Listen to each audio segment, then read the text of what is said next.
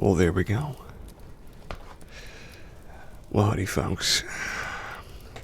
This is Cassius, and I welcome you back to Cast Talks. It is the 15th of January, 2022 at 1:30 p.m. CST. And we're here for the 64th episode of our amazing Saturday stream. What this is, exactly in case you're not certain, we hang out, have a nice, lovely background for a little bit, and I talk about myself, talk to chat, and I read some good news stories. We also look at animal videos from time to time and play a couple of video games near the end if we have a little bit of extra, a little bit of extra to do. So, to begin with today, I recently spoke with a very good friend of mine. I believe I was talking about this a little earlier in the early stream that we did. Well, howdy there, Ray. Glad you could make it. I reunited with a romantic interest of mine. I won't say anything about her name just yet, but it would be quite lovely if one day she could join me on the show, because she does have a splendid, so splendid I actually want to make up a new word for it, voice, perhaps even more smooth than my own. And thank you for showing up, Playful. Glad to have you moderating today. So, I will keep you guys abreast if any of that continues, and hopefully we can see in the near future where that goes. So today, the good news we have is, and these are just a few of them, watch the adorable moment a baby gorilla born prematurely is reunited with its family. A flame nebula ablaze with color is called Orion's Fireplace, and it's captured in stunning new images. Always here, besides Christmas, of course. Well, even I took a day off. I believe it was the first November Saturday, the first Saturday of November. I took the day off, so you can't be around 24/7, and that's all right. Not good for you to do that anyway. Another one. Oh, this is my favorite one so far. China's artificial sun just broke a record for longest sustained nuclear fusion 10 times over. That sounds pretty crazy to me. I mean, I don't really know where that's going to go, but we'll see, right? 70 new species were discovered in 2021, including 2 guitarfish and a pink pygmy pipe horse. I love the idea of a pipe horse. It sounds wonderful. Also, I'll probably wait for her to message in chat, actually, before I shout her out. 7 things you must keep in your car. Learn from stranded drivers on freezing interstate highway for 21 to 48 hours. And a crazy one, a one that I wasn't expecting, to be honest with you. KFC launches plant-based chicken nuggets across the U.S. I mean, it would give me reason to go back to KFC, I suppose, but I don't know if Beyond Meat completely agrees with me. And this will be the last one for today. Farmer's donkey now acts like a dog after spending months living in a home with family pups. Well, I think anything can be domesticated given the right circumstances. That sort of thing. So here we go. I'm going to send a couple of people messages just so they know.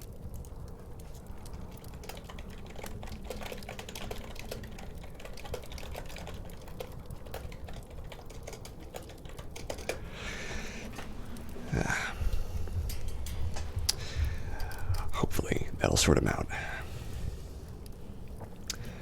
So, let's begin. Oh, here we go. The screen got all dipped and dithered. So let me know how you guys are doing. I'm more than happy to hear about that. This comes from January the 19th. That's last week. Or I guess this week. Adorable moment of baby gorilla born prematurely. After their premature baby was hospitalized for weeks, This gorilla family had a delightful reunion that was captured by caretakers. I will show you guys the images from this because they are so unnaturally adorable. I think it's a fine way to put it considering their content. Well, welcome on back. Glad you could make it. Glad you didn't get forced away for too long. So that's the Babu right there. The tiny western lowland gorilla, nicknamed Baby G, was born October 26th at the Cleveland Metro Park Zoo in Ohio. Baby G was hailed with quite the fanfare in the last autumn of the city, because it was the first baby gorilla to be born in the zoo in its 139-year history. Oh, what a cutie pie, look at him. I love when they're just so fresh, colored. Like the color of his skin and hair is so pure black right now. It just looks amazing. But they were in for a roller coaster ride of health issues. It is very cute, isn't it? When his 23-year-old mother, Nka, did not show appropriate maternal care, the troop's eldest female, Frederica, 47, who herself has raised 4 infants elsewhere, instinctively took over looking after the newborn. Baby G weighed only about 3 pounds at birth and later contracted pneumonia, so he had to be separated from his family in order to be treated. They always stay the same color even as they age, I think. I'm actually not sure about that, but I admit it looks like a strong color to me. I'll take your word for it. 2 weeks later, the now healthy gorilla, who weighed nearly 7 pounds, was reintroduced to his surrogate mother. Oh, just such a darling face. Keepers at the zoo put the baby in a makeshift nest to get him used to how it would feel to be in the gorilla troop. They then exited the enclosure and let in Frederica, who, after sniffing him for a few minutes, picked him up and has barely let go of him since. Oh, okay, cool. I couldn't tell you. The baby's surrogate mother continued to impress the zoo staff by bouncing Baby G and displaying all the maternal instincts she had before he was removed. The other gorillas, including its father, Makolo, 24, welcomed the baby back into the group, with Dad keeping a watchful eye. And here's the video that they just released on this exact thing. Look how tiny he is. Absolutely wonderful. For the most part, I find that it's really crazy that animals are able to survive being born at all, like humans and stuff. It kind of shocks me that the process of birth and the bringing life forward, his or her fur looks, I know it looks so soft. It's a baby boy, I believe. They look so soft. And it's just like that baby didn't exist last year. It didn't exist before October of last year, and now we've got this beautiful baby chimp. Actually, that's a gorilla, excuse me, not a chimp. And it's just one of the most beautiful things. And literally, Frederica was like, "Is this the same baby?" Yeah, it's about the same. And gave him a nice little look over, and then gonna get him in close for a hug. Aww.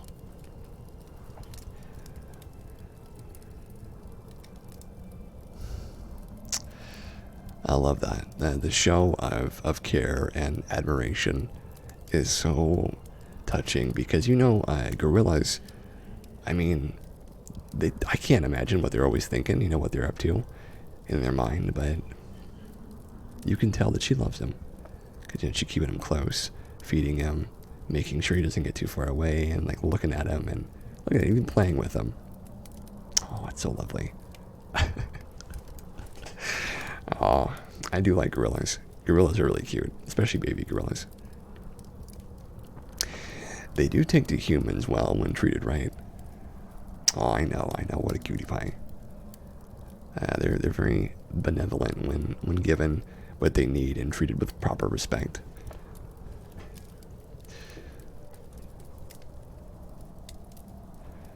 This guy's like, I don't know what to say. I just don't know what to say. We don't want to see too much more of him, though. We want to see more gorillas. More of the babu. Oh. You know, that's what anyone can hope for, is to be the apple in the eye of a loving mother like that. So I like that one. I haven't really had that. I had a big experience with animals like that. I know that there are plenty of situations where animals can be seen as dangerous when they probably aren't. But there's, I mean, I think we've even covered a story on here where animals, I remember hearing about a kid accidentally, yeah, we're not gonna get into that one too much because that's a fairly controversial topic. But people do make mistakes, and situations aren't I mean, I think you're talking about the same one I am, but generally, animals don't mess with things they don't understand. And if it becomes a concern, then people... Okay, cool. Of course, I agree with you, Playful. In fact, most animals, most of the time, aren't interested in just attacking something that brings them no benefit to do so. It's just in the encroachment on their territory is the severe bringer of downfalls. And, you know, as long as you give them space, they just want to, like, let you know that they're prepared. And they are always prepared, if they're hunters especially. And, you know, gorillas, they're not really hunters, they're more gatherers, but they're still prepared. They're still big boys and girls. They don't take nothing from nobody. So here's another good one. Astronomers capture black hole eruption spanning 16 times the full moon in the sky. Astronomers have produced the most comprehensive image of radio emission from our nearest activity feeding supermassive black hole. Let's see, how far does this go? Is there any video? No video. I'll turn off the thingy then.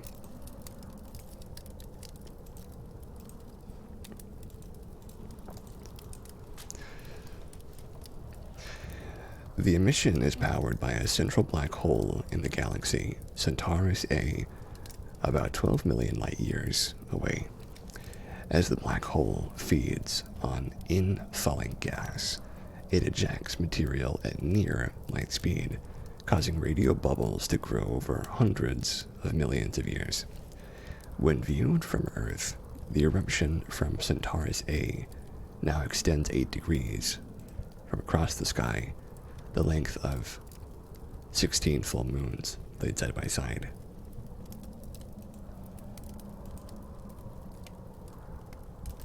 Quite a few moons, if you ask me.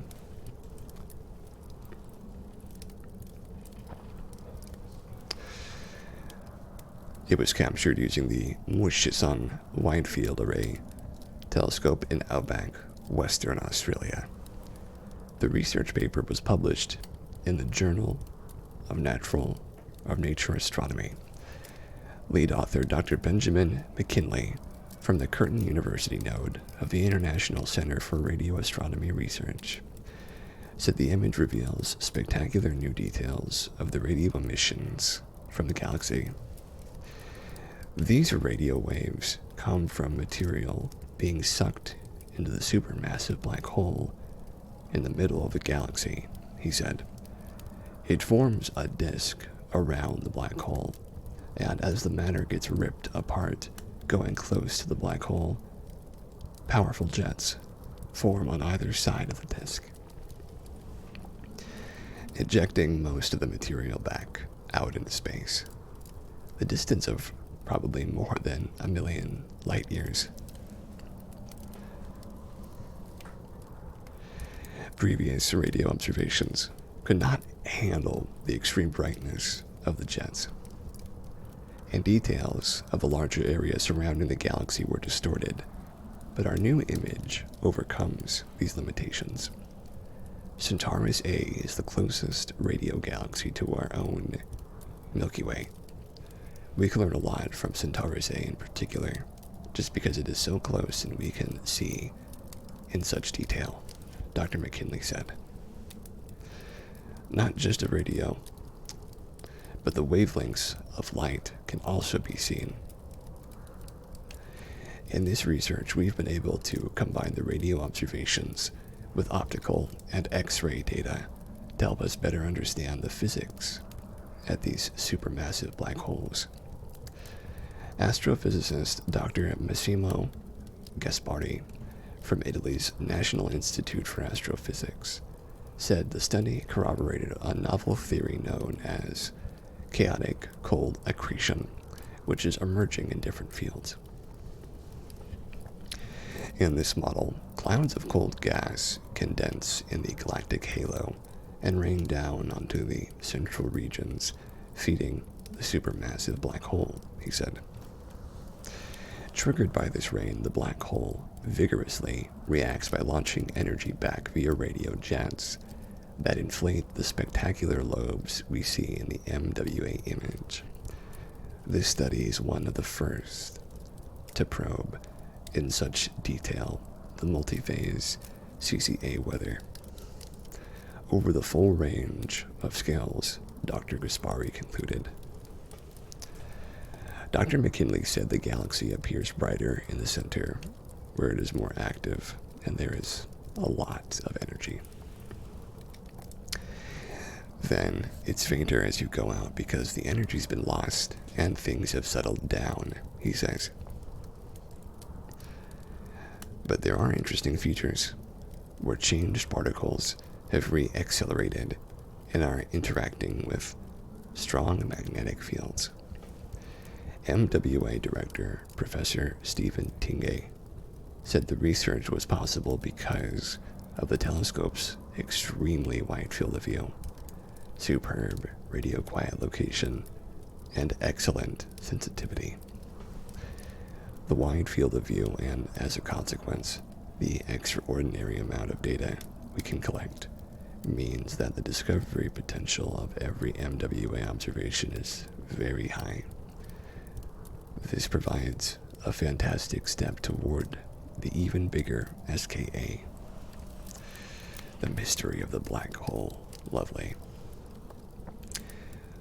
Black holes are an extremely and somewhat bizarre and astounding thing, considering most of the time black holes don't. They don't really affect us in such a way where we can see and view their dangers from close in any real capacity, but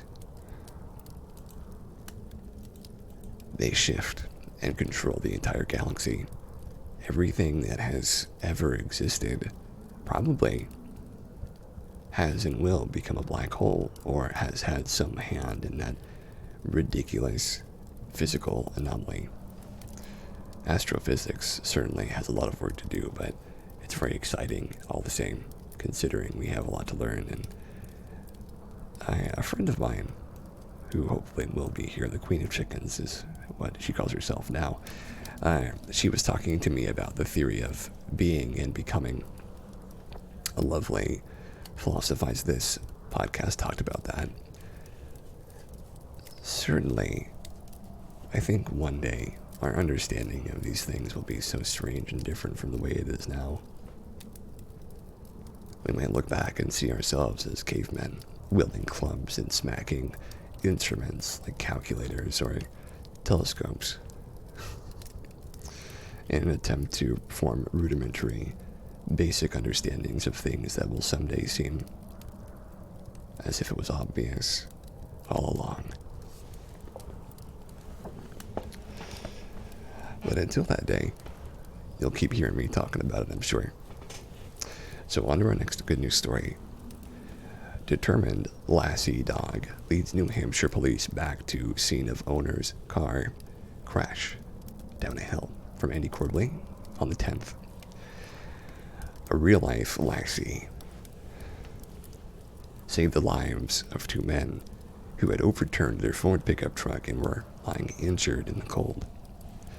Reports are saying she's being treated to venison and back scratches. Lovely.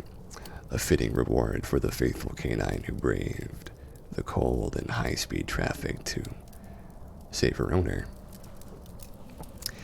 Tinsley, a Shiloh shepherd, attracted the attention of the police as she was loitering on an embanked stretch of I-89 connecting New Hampshire to Vermont. Trooper Sandberg and other officers of the Lebanon Police Department made attempts to corral her and get close, but she kept running away, eventually leading them to the damaged section of guardrail. They were trying to keep the dog off the highway to keep it safe. NH State Police Lieutenant Dan Baldessare explained to local news. The dog stood at the top of the embankment and looked down. When they followed her lead, they saw a badly damaged, overturned pickup truck and 2 injured occupants nearby who had been ejected from the vehicle. At the scene, Trooper Sandberg and the Lebanon police officers called for medical assistance and found the 2 men had been suffering from hypothermia. Nasty. It was then they learned that the German shepherd named Tinsley belonged to one of the injured occupants of the truck. It quickly became apparent that Tinsley led Trooper Sandberg and the Lebanon police to the crash site and injured occupants, NHSP said on their Facebook page. This was almost like a real-life Lassie situation, Baldessare said. It's really quite remarkable. This dog definitely saved their lives. I don't think they would have survived the night given the temperatures. A Facebook commenter agreed, citing the heroics as proof of our beloved interest in doggos. Thank you very much for your doggo rain. She's my little guardian angel, said Cam Laundrie, her owner. It's a miracle that she had that kind of intelligence to do what she did.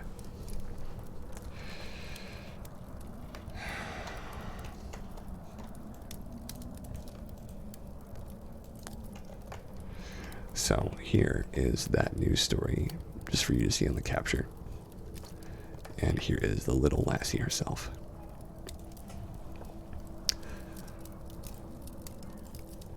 The good girl.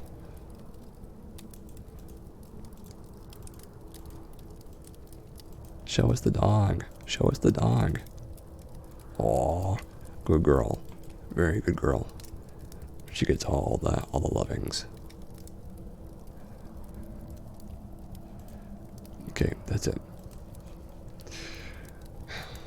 Well, that is certainly heroic in my opinion. So this one will have a video too at the end. And here's some more heroics. Heroic New York police officer runs out on thin ice to rescue dog floundering in frozen lake. This is from the 9th. This is the tense moment a police officer bolts onto a frozen lake to rescue a puppy that had fallen through the thin ice. Officer Jonathan Smith, 30, was called to Bond Lake near Lewistown, New York, after receiving reports of a Labrador that had fallen in about 50 yards from the shore.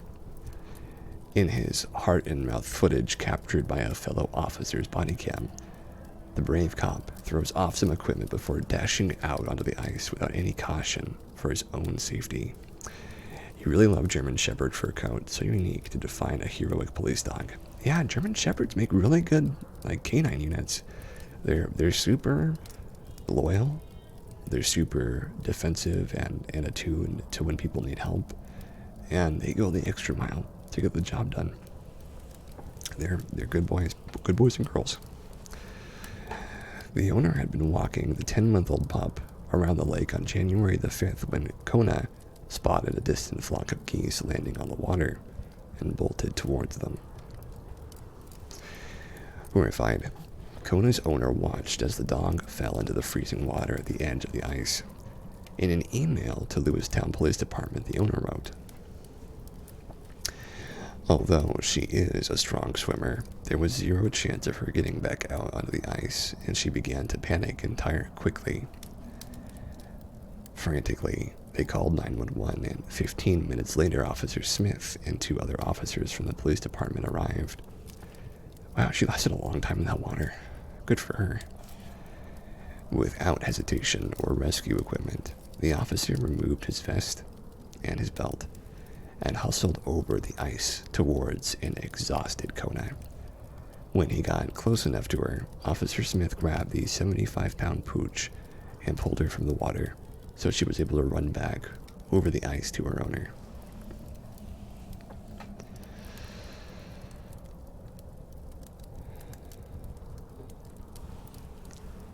Kona and I and everybody that loves her are extremely grateful for his selflessness and courage, the owner wrote.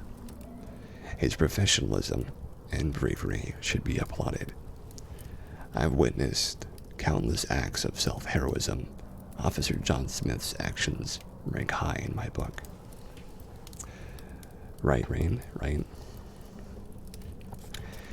Lewistown Police Department posted the body cam footage from the rescue on their Facebook page, along with the message from Kona's owner.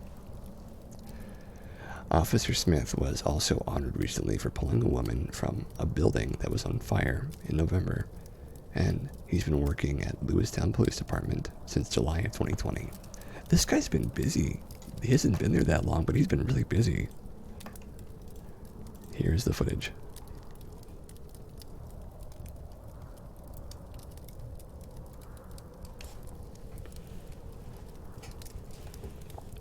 I think I'd be slipping too if I was in that ice. So he goes for the doggo. Did he already grab her? No, she's still over there. Gosh, but look at him go. He's getting down so he can grab him.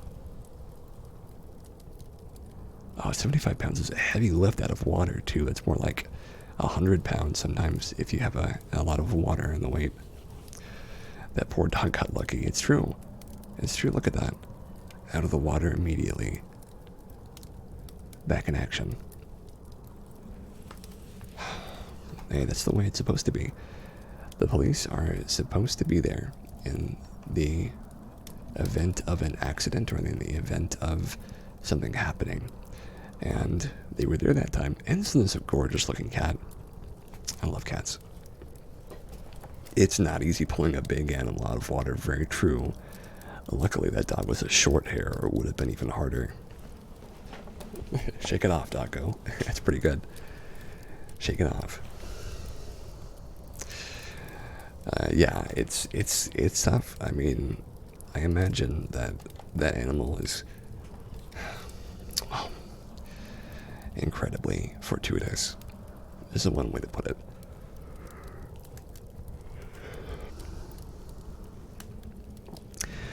Why cats love to sit in boxes, even fake ones, according to science. This is by Andy Corley from January the 10th.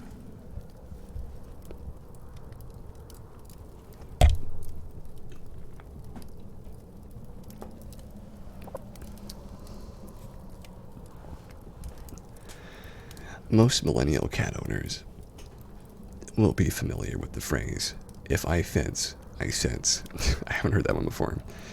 Used so often to caption delightful online images of cats attempting to squeeze into a box, drawer, bag, bowl, or other container. But if no such object were there, would cats still try to inhabit, say, inside a picture of a box drawn on the floor? Well, a researcher has found that in their unquenchable desire to sit in boxes, cats are susceptible to being fooled by optical illusions. Dogs try that same thing too.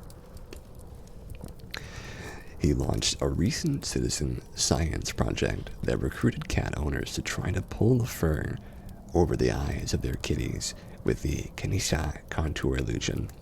The Kinesia contour illusion is an image that demonstrates how our visual system works, perceiving shapes from the empty space before noting those made from solid objects. 6 Kinesia images were randomly assigned to 30 cat owners. who for 30 days placed them on the floor to see how their cat interacted with them. The owners wore sunglasses to prevent eye contact, influencing the cat's behavior.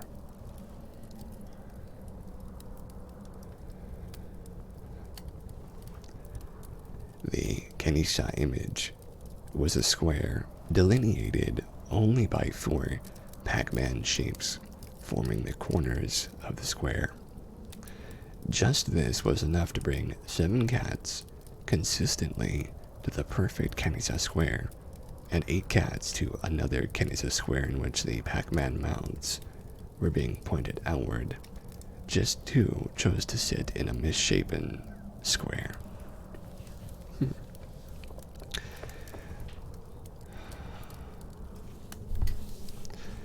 To the best of our knowledge, this investigation is the first of its kind in 3 regards. A citizen science study of cat cognition, a formal examination into cats' attraction to 2D rather than 3D enclosures, and study into cats' accessibility and susceptibility to illusory contours in an ecologically relevant paradigm, author Gabriella Smith, an animal behaviorist at Hunter College, New York, had written. Essentially, cat eyes are primed to detect enclosures, so much so they can find them even if they're only mildly delineated in a 2D environment. It's safe to say they're box-seeking missiles. It's no wonder they're so attracted to them. That is so bizarre. Wow. That's incredible. I personally wouldn't have guessed that animals could detect something so minute without really having any actual reason to go there besides, simply because it looks nice. But I mean, it appears that they have reason. They have actual reason. They have actual motive behind their behavior, which is quite stirring to me. Now I need to use the restroom, so I will be right back, folks. Give me one moment.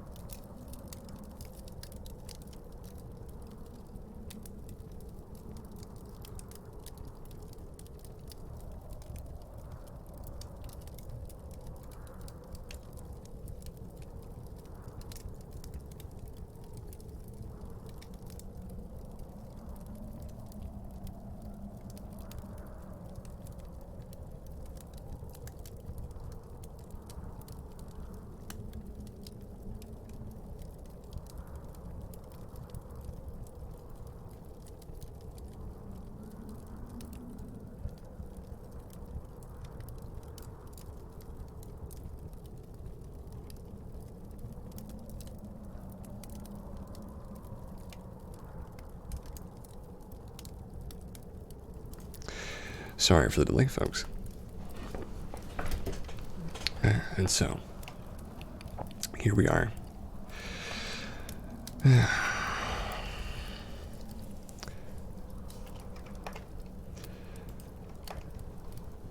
we go. Thank you very much, Rain. Time for some tea.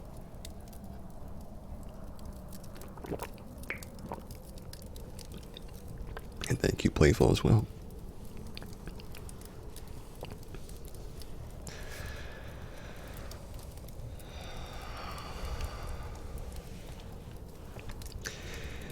There's an adage in astronomy about how there's always something new to find in the constellation of Orion. Astronomers have just found his fireplace.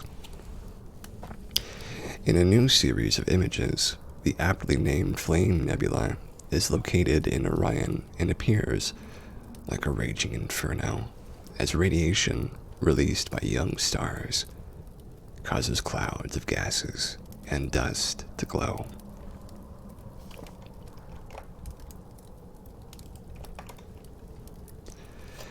The spectacular image was snapped by the Atacama Pathfinder experiment at the European Southern Observatory in Chile's Atacama Desert, the perfect place for professional stargazing due to it being very far away from any light pollution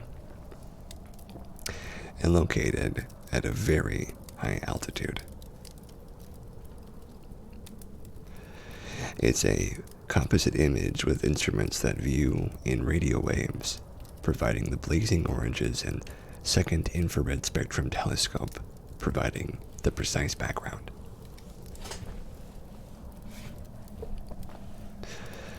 Optical light can't make it through the dense nebula, but infrared light can, so using both allows scientists to have an unobstructed view.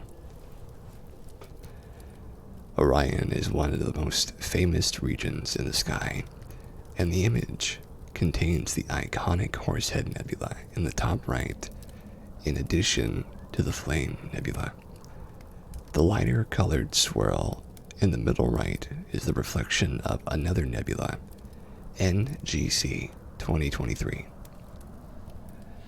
The team even discovered one new nebula, a small object, remarkably named because of its perfect circular appearance, which is now called the Cow Nebula.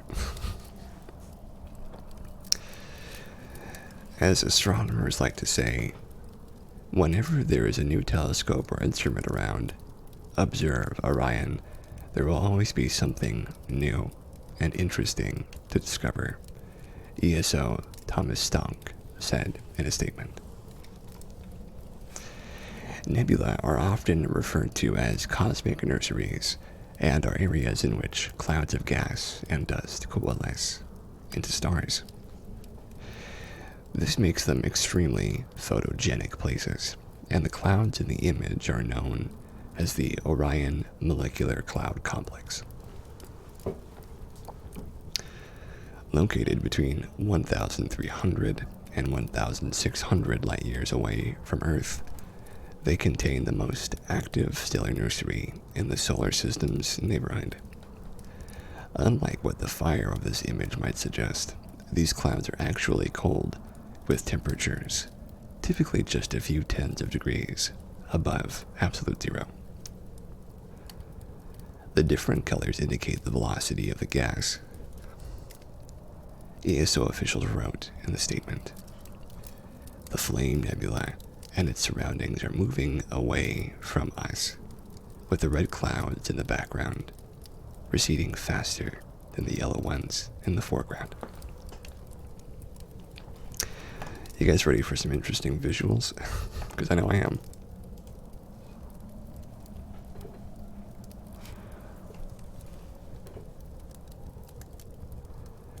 Oh my gosh, it does look really crazy to me. Very celestial. Gosh. Oh, look who it is. It's the Queen of Chickens herself. Well, howdy there, AIM. And welcome on in to the stream. We're just looking at some galactic news.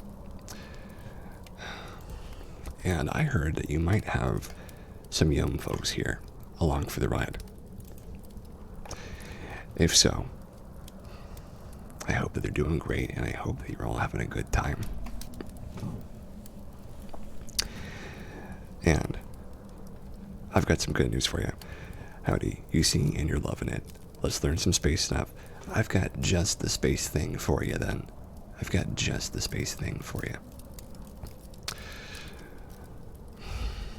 I think you're going to be real happy with it. Wabam. China's artificial sun just broke a record for longest sustained nuclear fusion 10 times over from the 11th.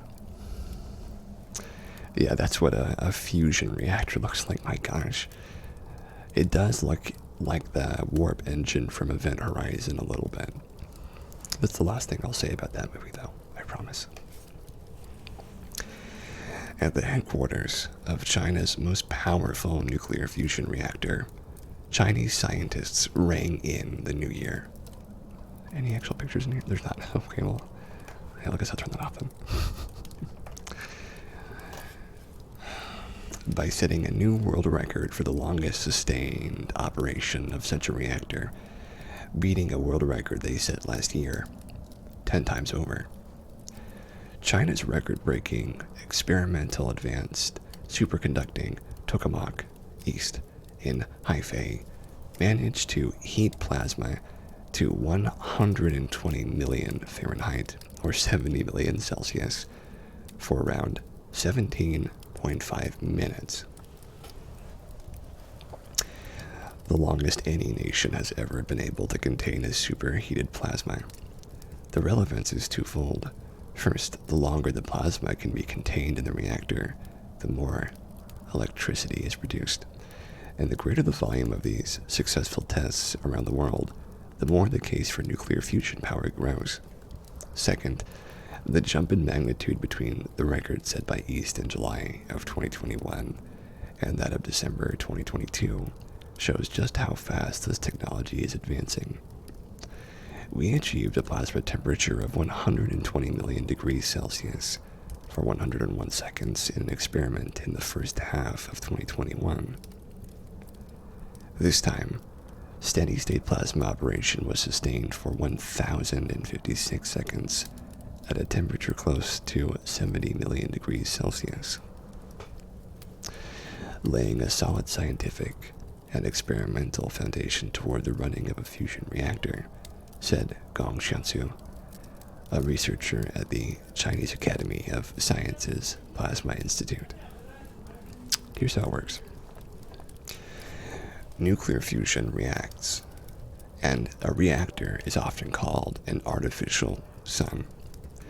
In the media, as they replicate the way stars form and continue to generate matter. A heavy ionized gas called plasma that makes up almost all of the stars in the universe is formed in the reactor by different methods for different reactors. Currently, there are many institutions pushing different models of fusion power. East fires a supercharged laser at heavy hydrogen isotopes like deuterium and tritium. Tritium. If ice is hydrogen in a solid form, water is liquid and vapor is gas. Plasma is what happens when you really turn up the heat. The plasma would normally dissipate and rapidly cool, but superconducting magnets replicate the intense gravitational pressure at the center of the sun to keep it contained.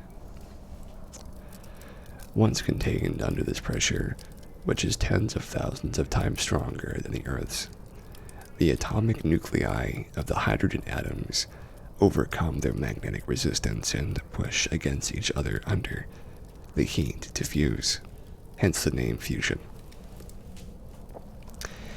In order for this process to generate electricity, 4 hydrogen atoms must fuse together to create a helium atom. Energy is released during this process, which in the sun is split off into the solar system, but in the confines of the reactor is collected for energy.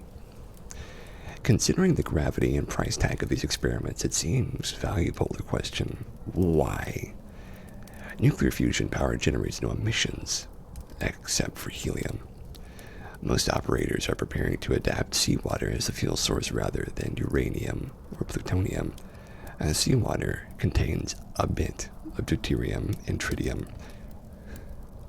Furthermore, the output is extraordinary, with 1 liter of seawater expected to generate the same of electricity as 300 liters of oil. It's probably the last energy source we'll ever tame. Dennis White, a Canadian scientist who is director of Plasma Science Fusion Center at MIT, told the Financial Post last year.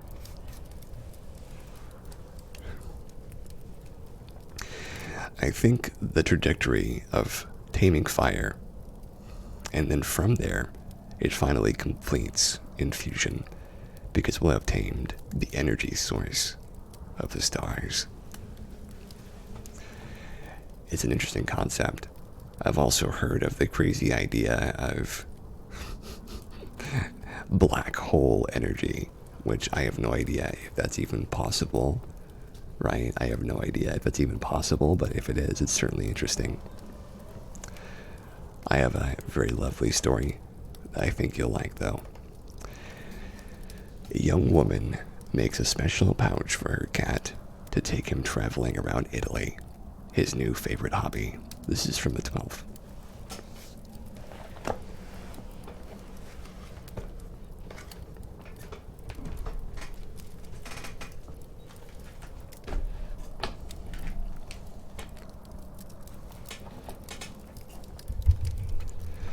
Bounty is a traveling cat who loves to discover new places.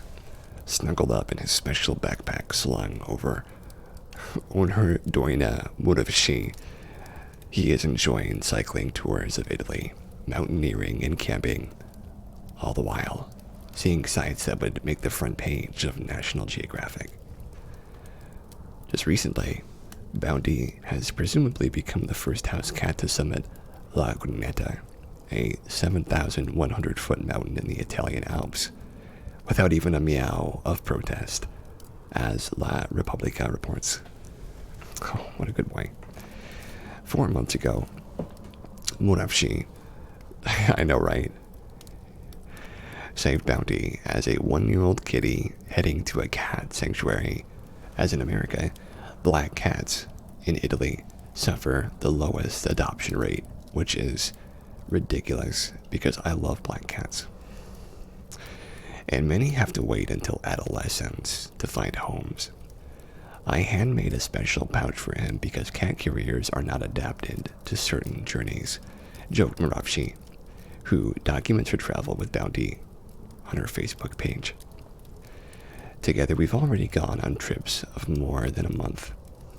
Last autumn, when we went from Bellabio to Matera by bike, she told La Repubblica, for those unfamiliar with Italian geography. That is cycling the entire length of the Italian peninsula from the knee line to the instep of the boot. At the start, Bounty was a little agitated. Black cats have always, for some reason, been considered bad luck. I'll get into that after this. But after the first few days started to enjoy himself while I pedaled, he slept in the carrier. The objective of her journey, and that of her Facebook page devoted to their travels, is to educate those who believe that cats only long for the sofa, and that the only pod companion for long journeys is a dog. And here's a little bit of video of Bounty, I believe. Oh my gosh, a little pouch for the boy. Aw, that cutie. He just wasn't sure where he was to begin with. And when he finally saw, he's like, oh, okay. It's just a head sticking out of a pouch. It almost looks like a puppet, right? It almost looks like a puppet, but I know it's not. So curious.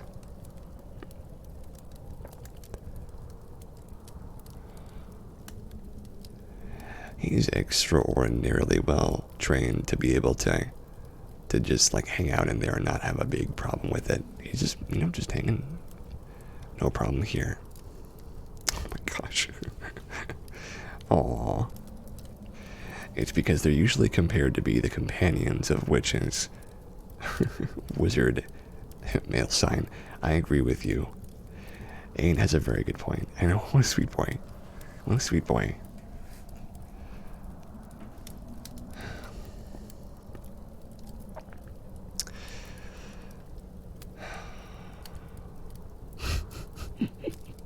It's just sticking his head out there. Exactly, but they're just like any other cat. In fact, I might even hazard to say that they're especially cat-like.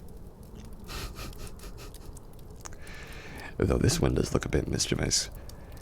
You always seem that as a fictional thing, it surprises you people are taking that seriously.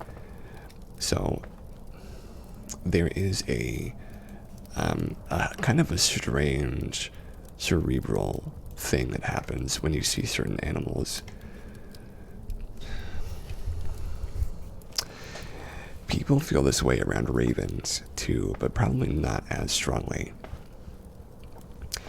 Ravens are often seen as a sign of bad luck because they are carrion birds, and they are especially, unfortunately, they are seen as bringers of bad omens, considering ravens have a particularly strong sort of portrait, very strong look. They're very resemblant of the darker side of reality in some ways. And though the idea of an animal being resemblant of something unnatural is very superstitious, the uncanny nature of this superstition does hold a lot of sway over people, even if it is very socially subtle. So subtle that if you asked somebody why they wouldn't adopt a black cat, they would probably just say something completely casual. But there is a deeper reason. I can't say the exact reason everybody feels that way. Witches certainly have something to do with it. But bad luck, or having the uncanny, strange appearance of being a thing of the night, or the purity of their jet black fur, or the green of their strange, peering eyes.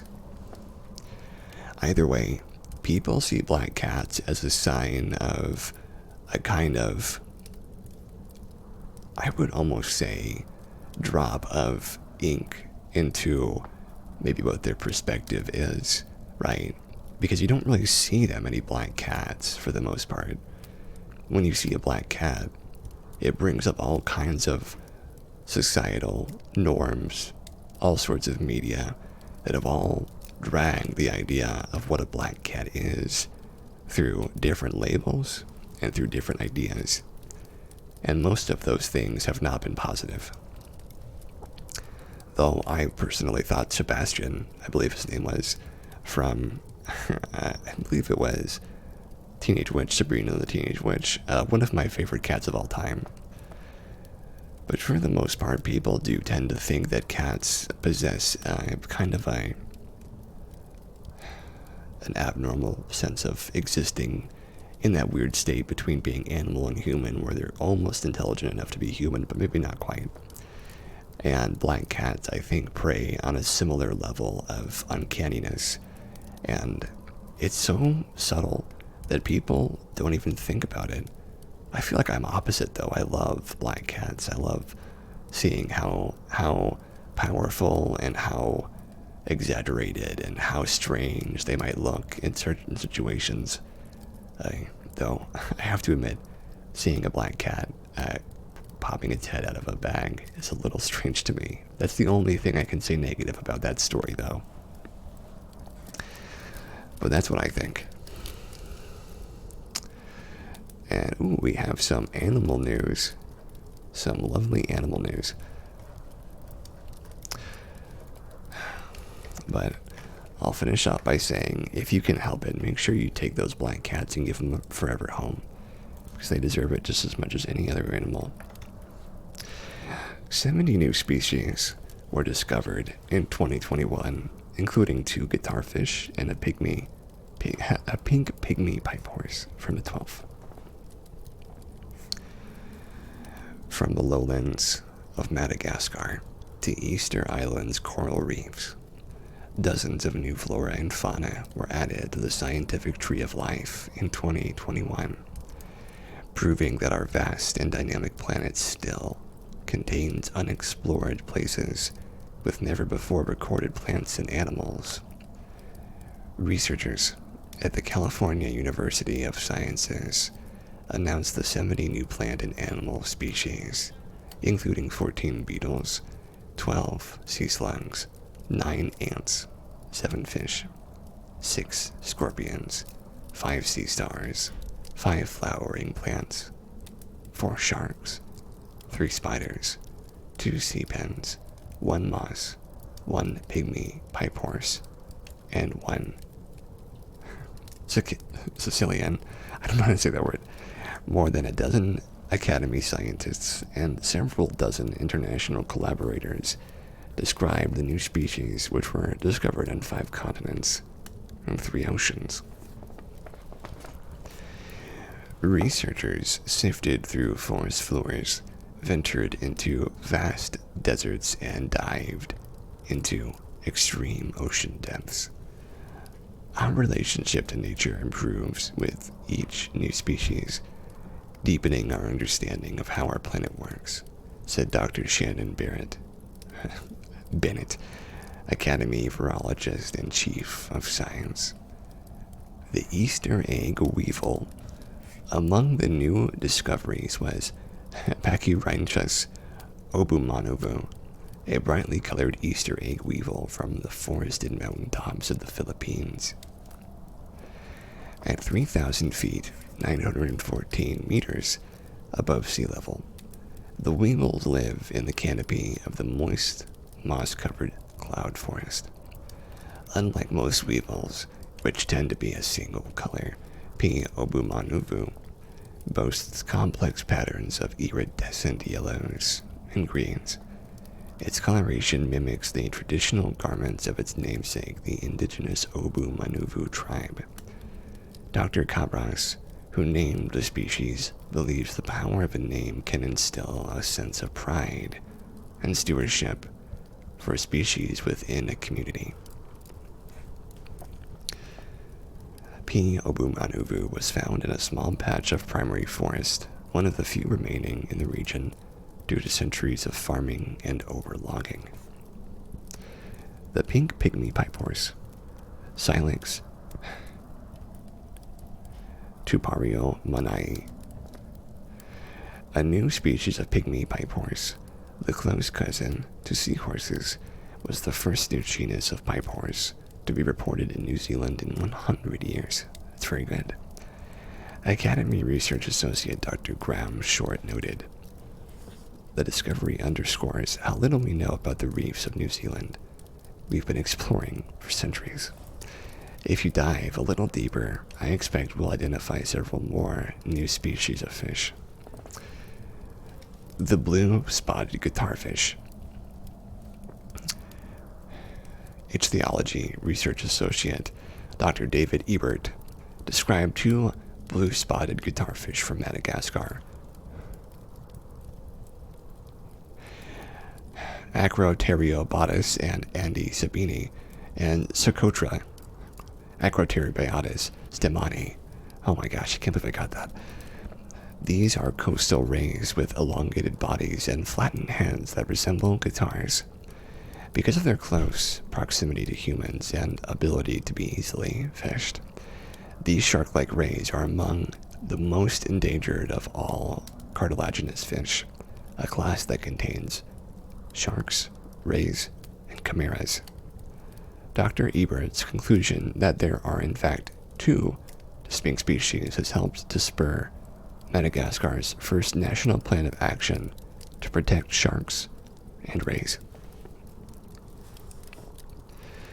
Collaborating with local fisheries to incorporate species identification in their practice, Dr. Ebert is hopeful for harmony between guitarfish and the neighboring coastal communities they sustain. Over the past year, invertebrate zoology research associate Dr. Christopher Ma described 5 new to science echinoderms, a group of marine animals that include sea stars, sea urchins, and sea cucumbers from Easter Island and New Caledonia. After careful examination of images from a remotely operated vehicle and sea star specimens, Dr. Ma described the Indo-Pacific sea star, Eucoster ahi. Setting the reef ablaze with its bright orange color, ahi is aptly named for its fiery hue, ahi, meaning fire, in the Rapa Nui language. Eucoster is derived from the mythological sea deity Oki, who, according to legend, submerged the once continental Rapa Nui beneath the sea, leaving only its tallest mountain peaks exposed. Ahi resides in the reefs just beneath the surface. Dr. Ma explained that sea stars are important contributors to healthy coral reefs. Remove them, and the ecosystems fall out of balance. You never know what benefit will come of studying the ocean and the unknown, said Ma, whether that's a tangible benefit like an anti-cancer drug or an ecological benefit in protecting coral reefs. There's never any reason to stop looking. Well, lovely. So, I have more science news, just, in general.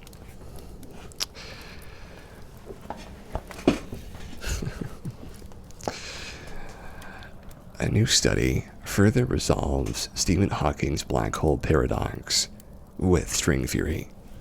This is from January the 13th. Black holes really are giant fuzzballs, a new study says. The study attempts to put to rest the debate over Stephen Hawking's famous information paradox. The problem created by Hawking's conclusions that any data that enters a black hole can never leave. This conclusion accorded with the laws of thermodynamics, but opposed the fundamental laws of quantum mechanics. Lots of stuff going on there. What we found from string theory is that all the mass of black holes is not getting sucked into the center, said Samir Mathur, lead author of the study and a professor of physics at the State Ohio University. The black hole tries to squeeze things to a point, but then the particles get stretched into these strings, and the strings start to stretch and expand, and it becomes a fuzzball that expands to fill up the entirety of the black hole. Now that's bizarre. The study, published December 28 in the Turkish Journal of Physics, found that string theory almost certainly holds the answer to Hawking's paradox, as the paper's author had originally believed. The physicists proved theorems to show that the fuzzball theory remains the most likely solution for Hawking's information paradox. Mathur believed and published a study in 2004 that theorized black holes were similar to very large, very messy balls of yarn, fuzzballs, that become larger and messier as new objects get sucked in. The bigger the black hole, the more energy that goes in, and the bigger the fuzzball becomes, Mathur said. The 2004 study found that string theory, the physics theory that holds that all particles in the universe are made of tiny, vibrating strings, could be the solution to Hawking's paradox. That sounds very Star Wars Force to me, you know what I mean?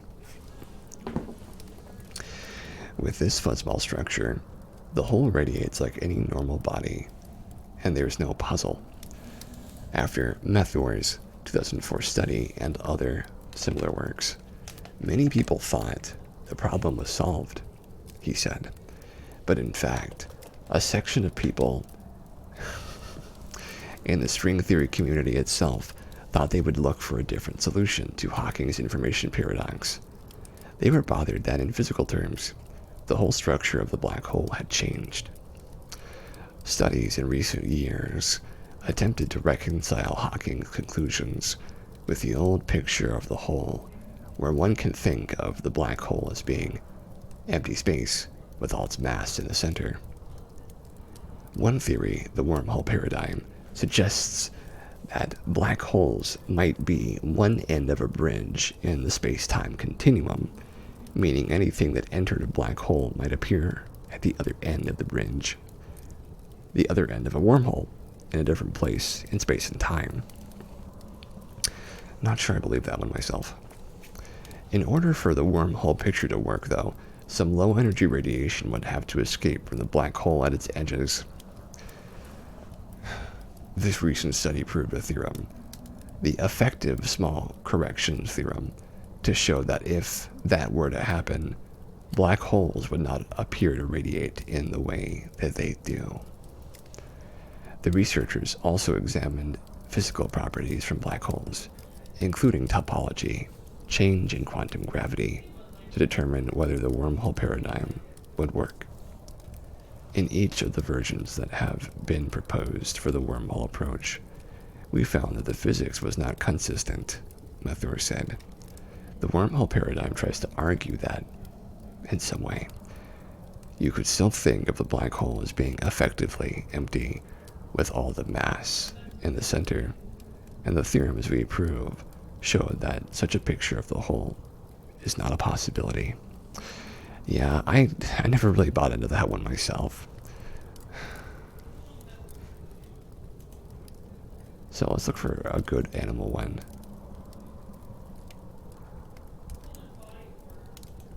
Oh, here's one. Let's see. Oh yeah, this is a great one. You're gonna love this one.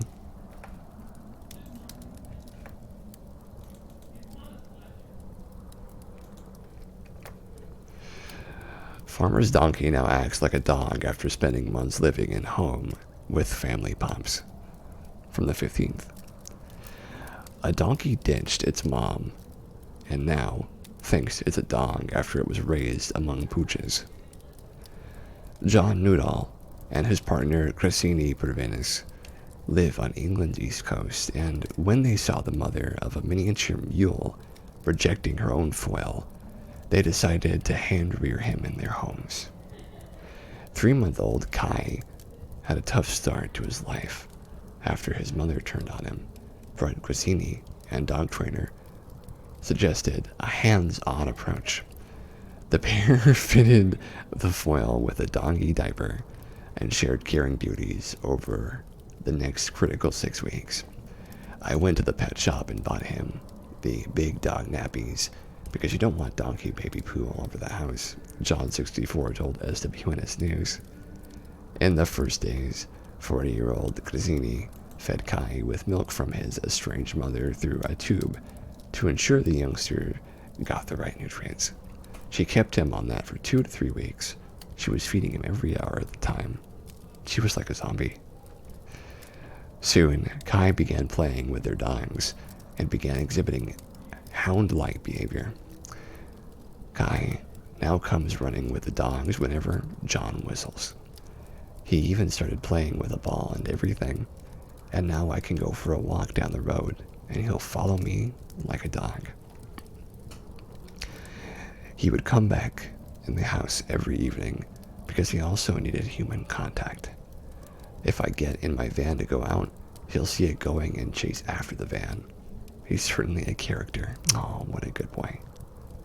Little Kai moved back into the paddock with the other donkeys 3 weeks ago and is getting stronger each day.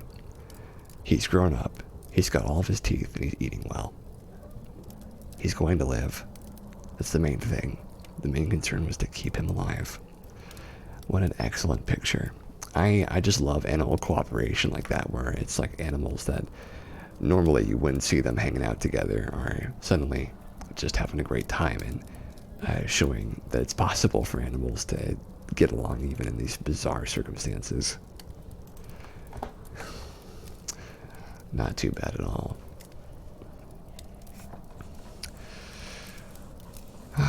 So, let's see. We are almost to 9 o'clock over here. I think in about 15 minutes we'll probably play a round of Dwarf. Talk a little bit too. Researchers at the U.S. Department of Energy's SLAC, National Accelerator Laboratories, and Stanford University may have found a way to revitalize rechargeable lithium batteries, potentially boosting the range of electric vehicles, thank you, Rain, and battery life in next-gen electronic devices. As lithium batteries cycle, they accumulate little islands of inactive lithium that are cut off from the electrodes, decreasing the battery's capacity to store charge. Dwarf. Yes, we will be playing Dwarf here in a little bit. But the research team, Dwarf Romantic, by the way, that game we were playing, the hexagon one, discovered that they could make this dead lithium creep like a worm toward one of the electrodes until it reconnects, partially reversing the unwanted process. Adding this extra step slowed the degradation of their test battery and increased its lifetime by nearly 30%. We are now exploring the potential recovery of lost capacity in lithium-ion batteries using an extremely fast discharging step, said Stanford postdoctoral fellow Feng Liu, the lead author of a study published in December of 2022 in Nature, or December 22nd, excuse me. A great deal of researchers focused on looking for ways to make rechargeable batteries with lighter weight, longer lifetimes, improved safety, and faster charging speeds than the lithium-ion technology currently used in cell phones, laptops, and electric vehicles. A particular focus is on developing lithium metal batteries, which could store more energy per volume or weight. For example, in electric cars, these next-generation batteries could increase the mileage per change and possibly take up less trunk space. Both battery types use positively charged lithium ions that shuttle back and forth between electrodes.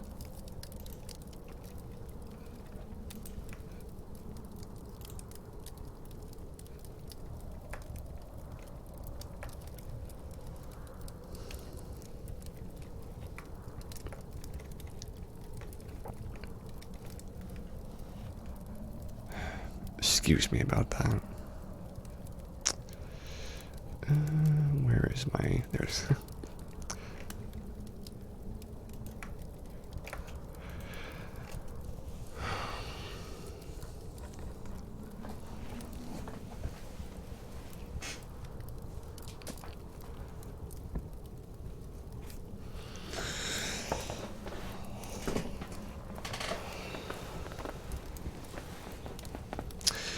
Both battery types use positively charged lithium ions that shuttle back and forth between the electrodes. Over time, some of the metallic lithium becomes electrochemically inactive, forming isolated islands of lithium that no longer connect with the electrodes.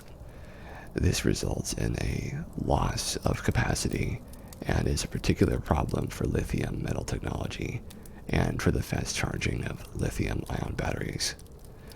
However, in the new study, the researchers demonstrated that they could mobilize and recover the isolated lithium to extend battery life. I always thought of isolated lithium as bad, since it causes batteries to decay and even catch on fire, said Yi Sui, a professor at Stanford and SLAC, and investigator with the Stanford Institute for Materials and Energy Research, who led the research. But we've discovered how to electrically reconnect the dead lithium with the negative electrode to reactivate it. Excuse me, folks, I need to take another moment. I have to speak to someone about something. I'm so sorry for all the inconvenient breaks this time.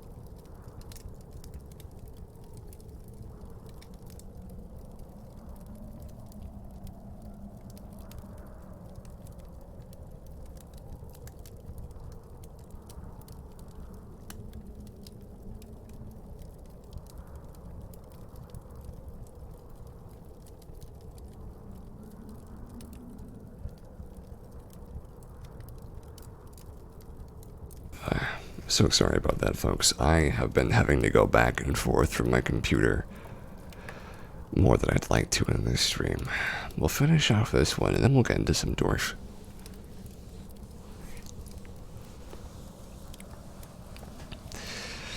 The idea for the study was born when CIU speculated that applying a voltage to a battery's cathode and an anode could make an isolated island of lithium physically move between the electrodes. Thank you very much, Rain. A process his team has now confirmed with their experiments. The scientists fabricated an optical cell with a lithium nickel manganese cobalt oxide, a cathode, a lithium anode, and an isolated lithium island in between. Our findings also have wide implications for the design and development of more robust lithium metal batteries. Let's see, do we want to do any of these other ones? I do, but I'll probably do those over the week as opposed to right now. I'm getting slightly tired of talking, actually. Gotta wet my throat more.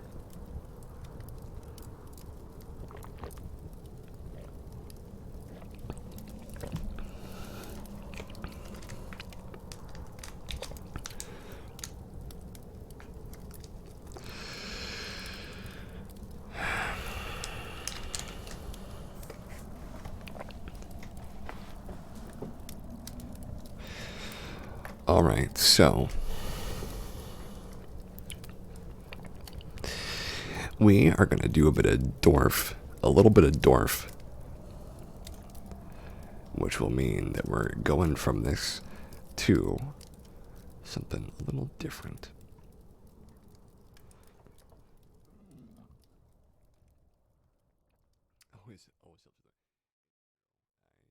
I've just been streaming a little bit more recently, so it does cause a little more tension.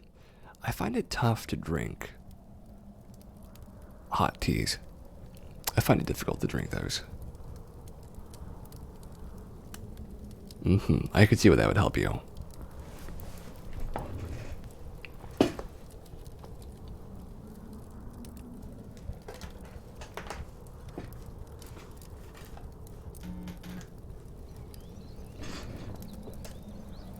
And here we are, folks. Back at the dwarf. Let me change our stream to dwarf.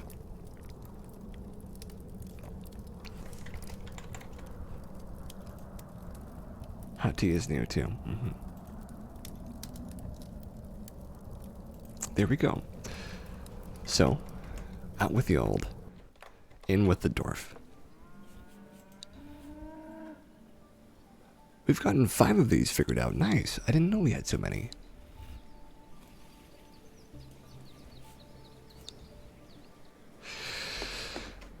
So here we go, getting back into it.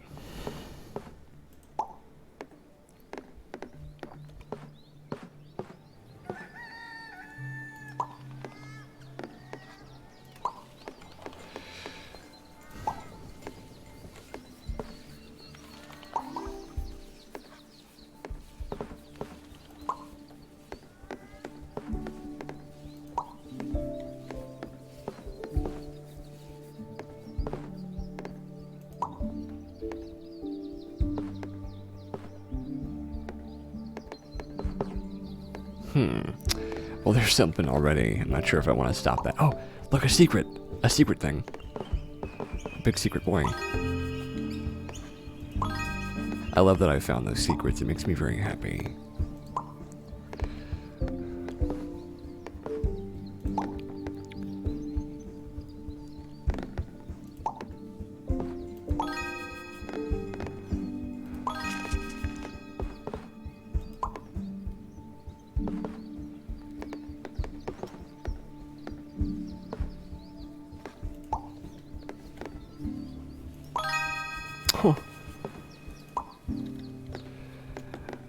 I like to try building a new way every time, and honestly, I do find myself, like, genuinely making new things whenever I play this game. Like, I'm never quite making the same thing twice.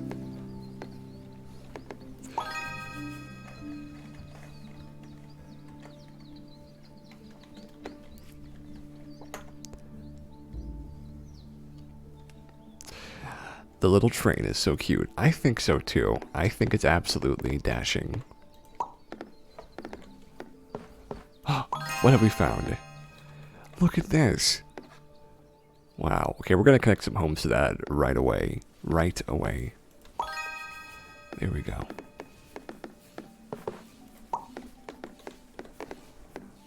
Ah, look at that. So lovely.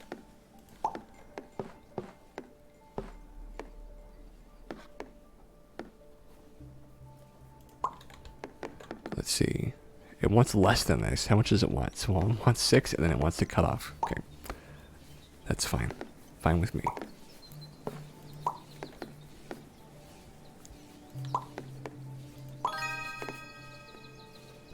What a bizarre way to do things. I do love the seamless trains we're going around, though. I agree. It's very, very lovely.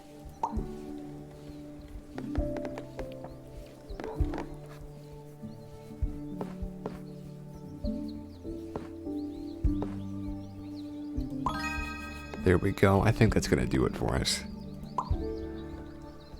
Oh my gosh! Look how well we're doing already.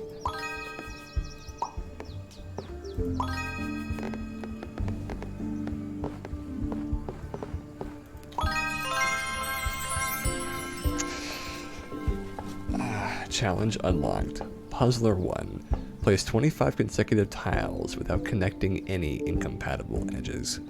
Oh my gosh. That sounds really tough. That sounds especially difficult, I have to admit. Look, we got a little thing going on over there. It's like a township of some kind. Lovely. Just lovely. And then we got this bad boy over here, which I don't even know what this is. I don't know what it is at all.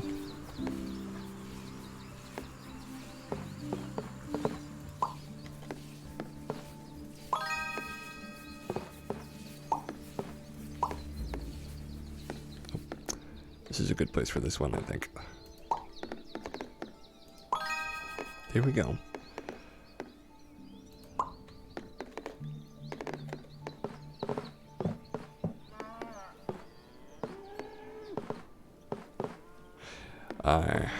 This isn't the right one right here, unfortunately. We can see about putting this right here, though. We have to start moving this way. Let's see, what quests do we have? We've got no quests on the board right now. Interesting. Very interesting. Oh, this is one of the special connection from water to railroad. Interesting. 68 place. Good, that fits right there. Your net went out. This game looks fun. Oh, I'm so sorry. Well, we had just a little bit more good news, and now we're on to the games.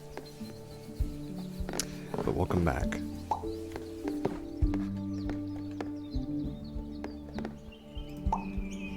Ooh, I think we can make very good use of this one. I can tell you a little bit about this game if you're interested. Just let me know. There we go. Connection right there is a good one. A perfect. That is a perfect, isn't it? That's so beautiful. Look at the little pumpkins. Ah, lovely. Just lovely. We're gonna see what this is over here. I want to see what that is. I don't know what it is, but I want to see what it is.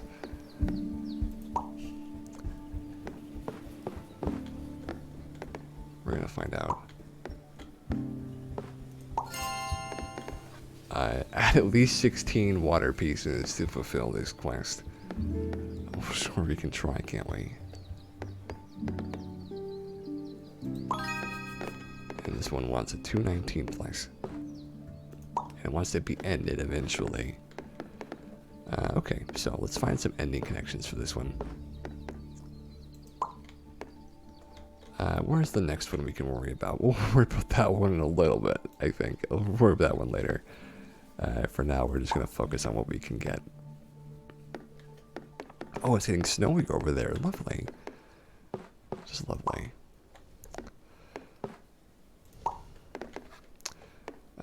actually, we could connect that right there, couldn't we? Oh, splendid. Okay, and then we're going to end this right here with a cap.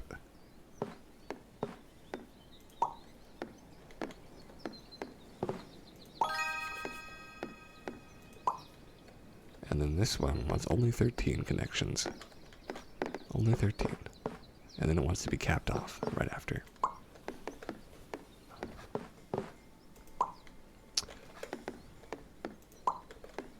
This one only wants 7. Or 17, excuse me.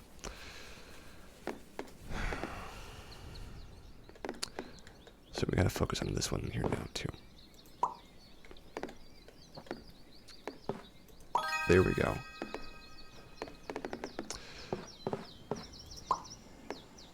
Waiting for the music to kick in.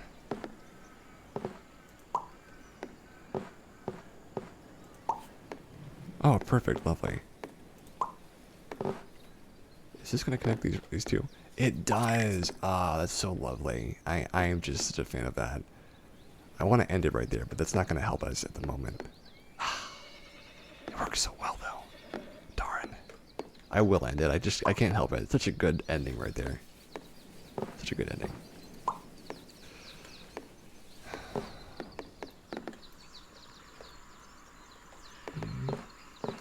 I think we could probably cap it off right away.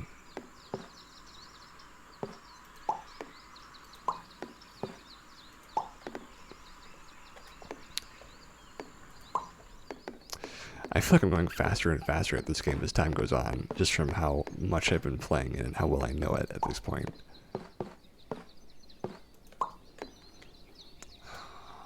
Ooh, we can do this right here. And there goes the music. My favorite door music. It's fine.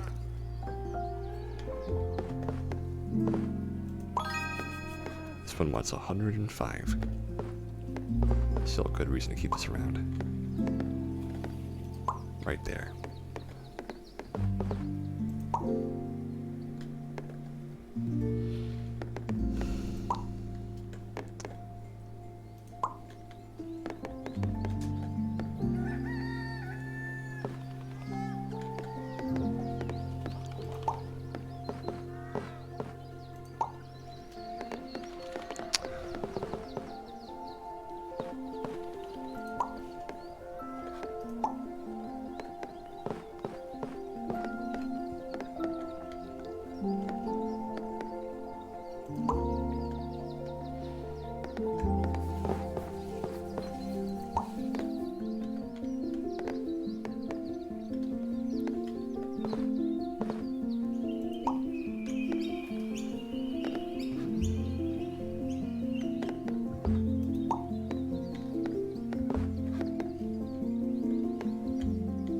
I guess there's just going to be a railroad ending right over here for some reason.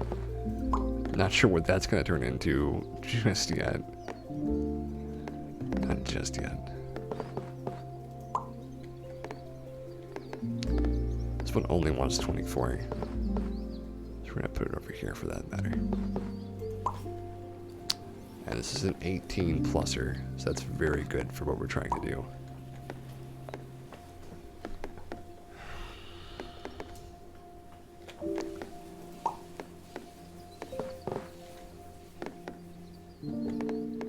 Oh, there we go. That connects right there. Oh my gosh, look at that. It's such a nice place. Lovely. I feel bad closing off this one because it does want to be fulfilled right there. Let's see if we can get a better tile. If we can, we'll do something about it.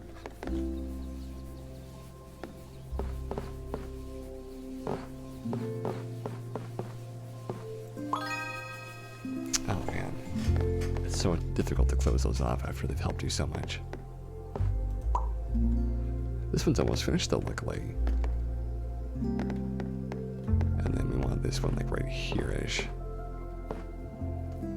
I don't know about that. I don't know.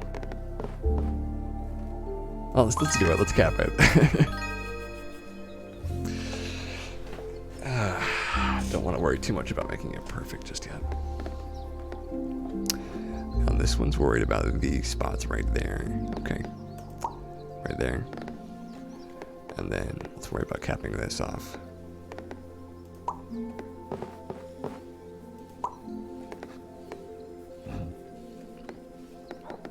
And then this one wants one right here.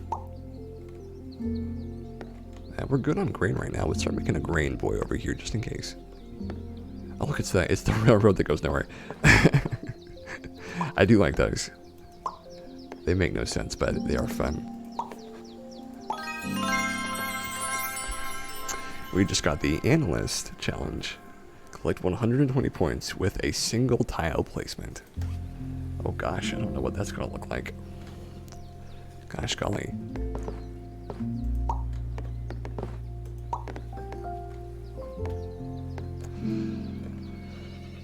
Let's see.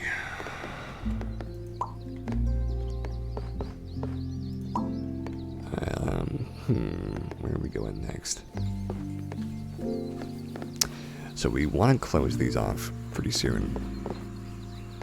Where's a good spot for them? That's a good one right there. And that does not open up this spot on the right either. Meaning we can close that right there. And close that right there. And it just wants those two. Okay. So we're closing those off. This is happening. It's happening.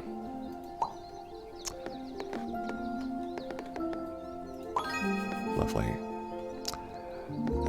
Okay, so I think we're about to make the 100 tile placement right here. That's going to be the one, I think.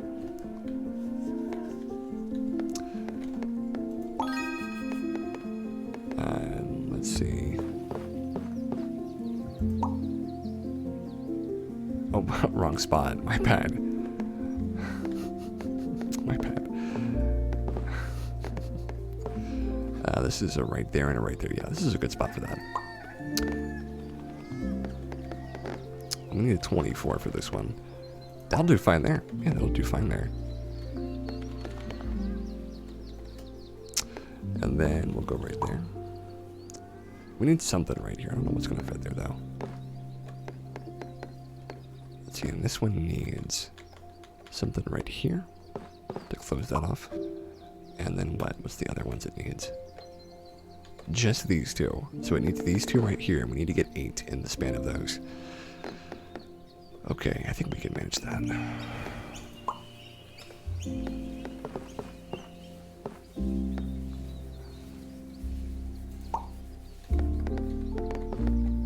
I'm a little cautious about putting that right there because we want a little more than that.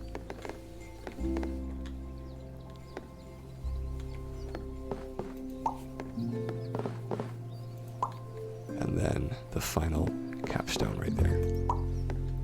Wait, that wasn't the final capstone? Where's the other capstone? I must have missed it. Oh, it's right there. Oh my gosh. How silly.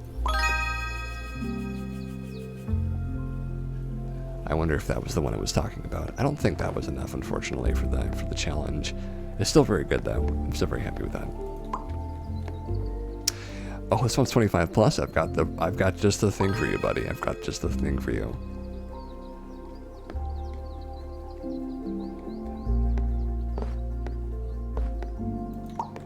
And then this can go over here. So where's the next one we're looking for? Do we have the next one in sight already? I don't see the next awesome prize thing right now. I guess we might find it later. I'm not sure. But for now, let's stick to this one. Okay, so let's worry about this next. All these roads, all these railroads, going all over the place.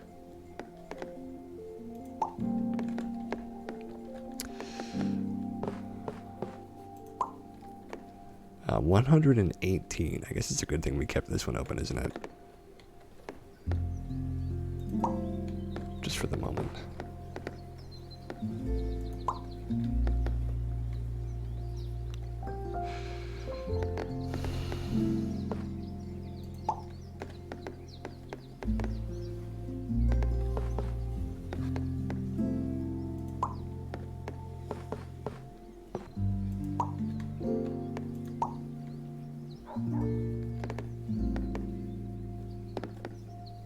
This one wants a 22. Can we make that right now? I don't know if we can even get that. We'll see about that one.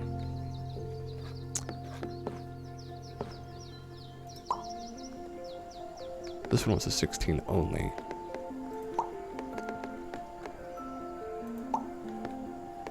That weirdly fits right there, yeah. Weirdly fits.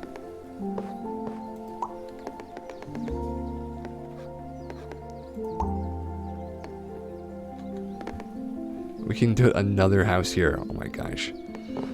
I guess we're gonna keep taking advantage of the housing situation while we can. Right, I mean, why not at this point? We've only got one spot left for houses, so we better be careful how we're putting that one. And this one only wants 18 more. That one's 2 more, not 3. Oh my gosh. Ridiculous. Sure, I'll give you your 2, not your 3s.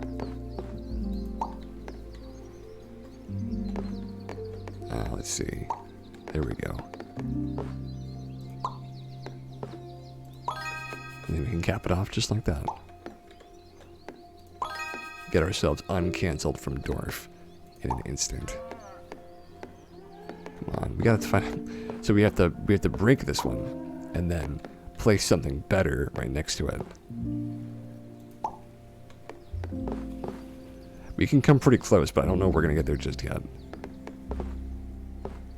Oh, did I cause myself a problem there? I might have caused myself a problem there. Gosh, I shouldn't have put that there. Oh well.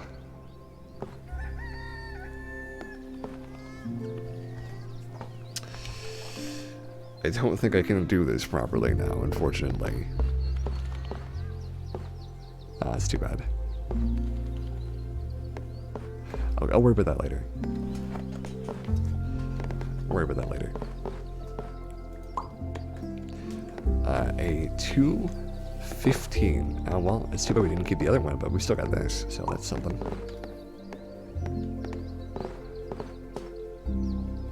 So we will shut down that one first, but that's okay.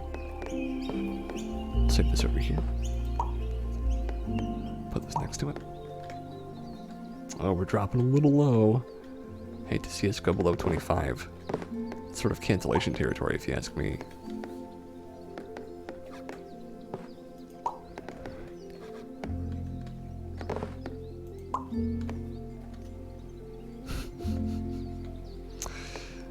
Let's see. Gosh, we haven't really found anything else here, have we? I guess we have to keep branching out in different directions. Where's the center that we started at? Is this the center? I wish it would tell you where the center of, like, where everything began was. But, so we've gotten this one. And we've gotten... Where was the special one over here that we got already? So this is the one we already have. Where's the one that we recently claimed?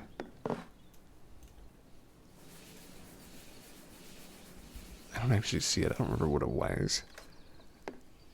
Oh well. I'm gonna go in this direction because it's the one closest to what I can think we might have already had something close to. Hopefully that makes some sense to somebody. Alright. Oh, well, I hope you're having a lovely night besides your net going out, Ain. I was always real glad to see you hanging out on stream. I might have also ruined that one as well. Oh, well, it's too bad. You can't get them all, I suppose. You can't get them all.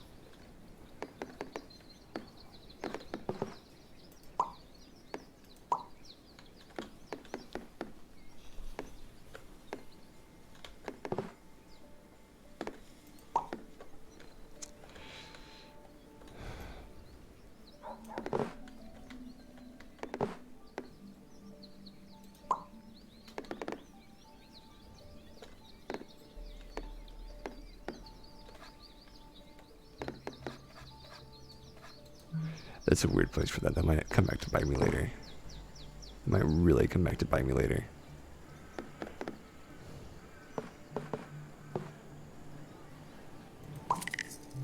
Oof, I didn't like that, but I had to cap it. Because it was bothering me too much not to, I think.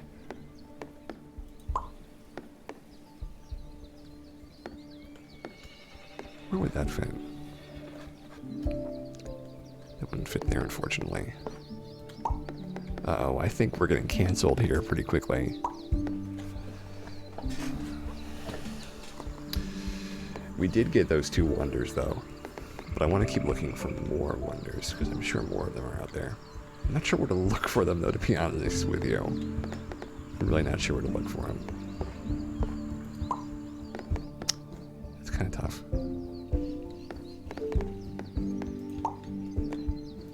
There we go.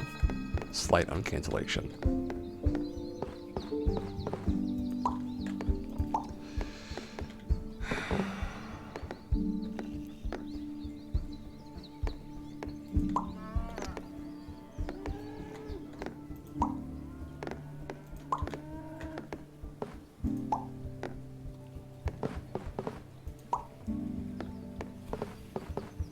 Oof, we're getting close here to some problems.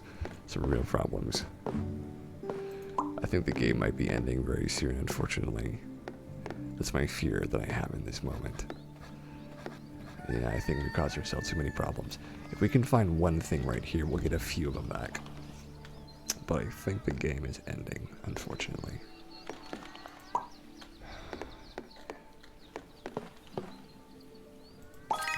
So we've gotten these 5-pack. So that's something. Can we place this here? No, we can't. I thought that might just end it at like a random spot. Would this work? No, we need like a water feature of some kind to end that properly. Where does this go? I want something right here. Oh man, we've really dug ourselves in deep, haven't we? That's too bad. How can we salvage this? How? I'm just gonna start running this way then, I guess, and see what happens. Because this is where the tower is. We want to go like this direction, I think. Can we put that there? No, we can't. I don't think there is anything in this direction. Usually it shows up by now. Let's see. Okay, I'm gonna start trying this direction then, I guess.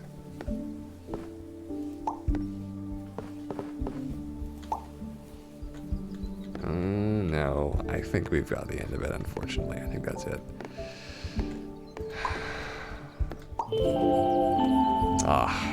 Well, we got 2 wonders at least. What a lovely game. So, what did I do wrong this time? Don't focus so much on adding the big piles together, and don't place water too close to areas that only have 1 point left that you can cap them off with. Okay. High five. Thank you so much. Well, alright folks, that's gonna be it for our stream. You know, we got another day. Another Cast Talk 64 is in the books, in the bag. So, sorry you couldn't watch as much of the stream as you might have wanted to. And I'm really glad that you showed up when you did, though. And I hope you have a lovely time if you've still got your nephews over. Nieces and nephews. I don't remember which one you said, but one of those. So, to all of you out there who are hanging out, who are enjoying the vibes, who are taking it easy, they enjoyed the stream. Thank you. I'm so glad. We'll see each other again soon. Yeah, we'll be around tomorrow, and we will be hanging out. So, before we go, as always, I hope that you guys have a lovely and wonderful, safe rest of your day. And make sure that you take care of yourselves, and that you stay safe. I'll see you next time, guys. Bye-bye.